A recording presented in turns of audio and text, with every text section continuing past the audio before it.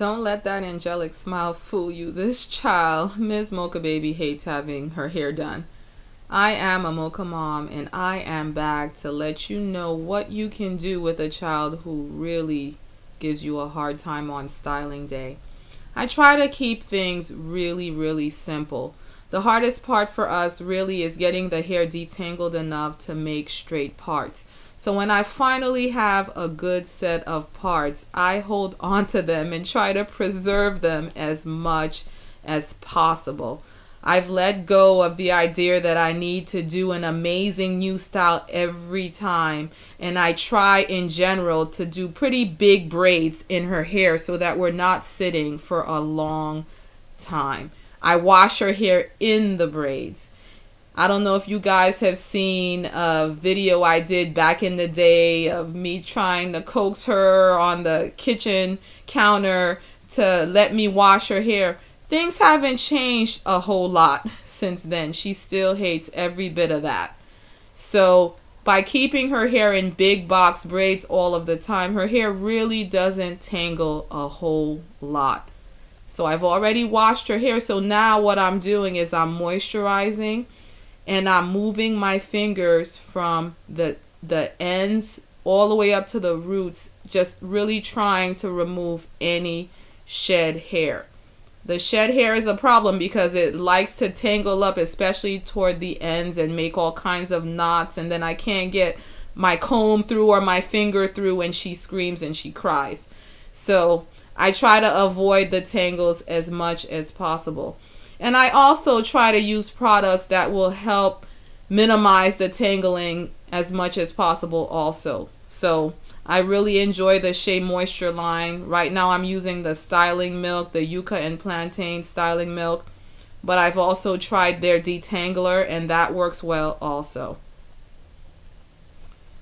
So as you can see, well, you will see as you continue to wash that, these parts aren't perfect by any means, but I've learned to be okay with that. And I've even learned that if anyone is not okay, maybe I can invite them to come on styling day and make the parts for me.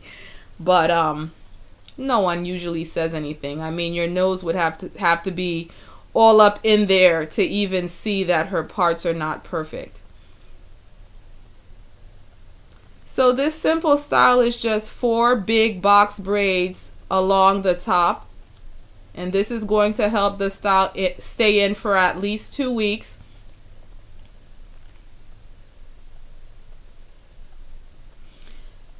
Once the 4 braids are done, I'll gather the braids into the back puff, twist the ends, and create my bow bun.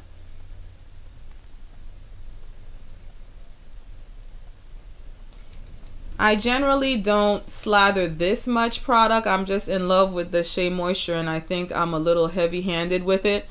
But since I do wash her hair while it's still braided up, I want to use as little product as possible so that that will be able to rinse away. But the Shea Moisture tends to soak up really well, so far it really hasn't been an issue. But I really pay close attention here and make sure I'm getting all that shed hair out, especially along the ends.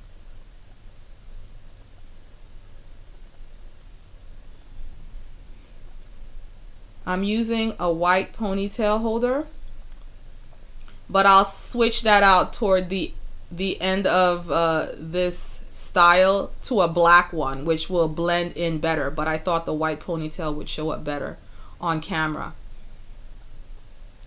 I'm twisting over those 4 braids with loose hair so that there's no distinction between braids and twists in the bun.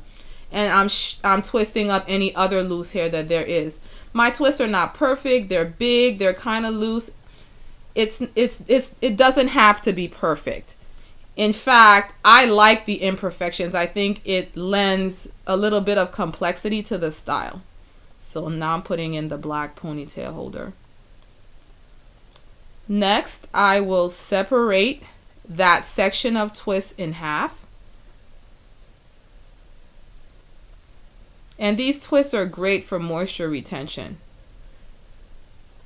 That's another reason why I think this style can last so long. And as I pin the bow down, it covers up the loose section at the base of her hair. So I select one twist in the bottom, and since my twists are loose, I'm kind of tightening up that twist because that's going to be the middle section of my bow.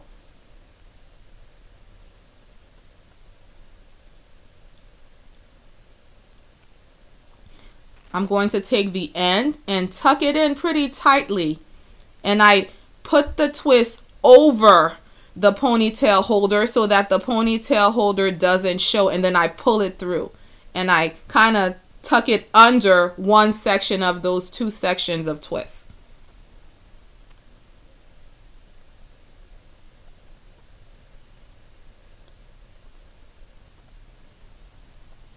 Those are the big, huge pins that I use. I only use 2 pins in this style. Now I take the first section of twist and I gather the ends and tuck the ends into the ponytail holder. At this point, the style is secure. The reason I'm using the pin is to fan out the twist and pin them along the side of her head so that I can have one petal of the bow. And I'll do the same thing to the other side, paying attention to that shorter twist that I have from the twist that I had tucked under to make that middle section. So what I'll do is I'll fan the other twist over it to hide the fact that that's not going into the ponytail holder like the other ends.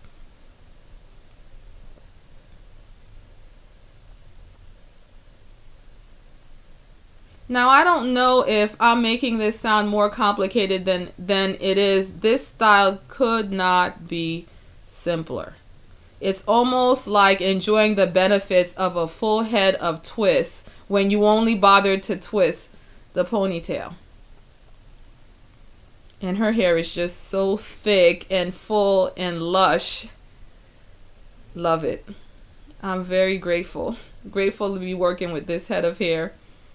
See my crooked parts? It's all good, you guys. It's all good to have this smiling face instead of a tear-stained, frustrated, chasing her down all over the house kind of face. And it also helps that she's watching Laura Vitale, so always have something for your child to do while you're working on their hair. And my kids will watch cooking video after cooking video after cooking video.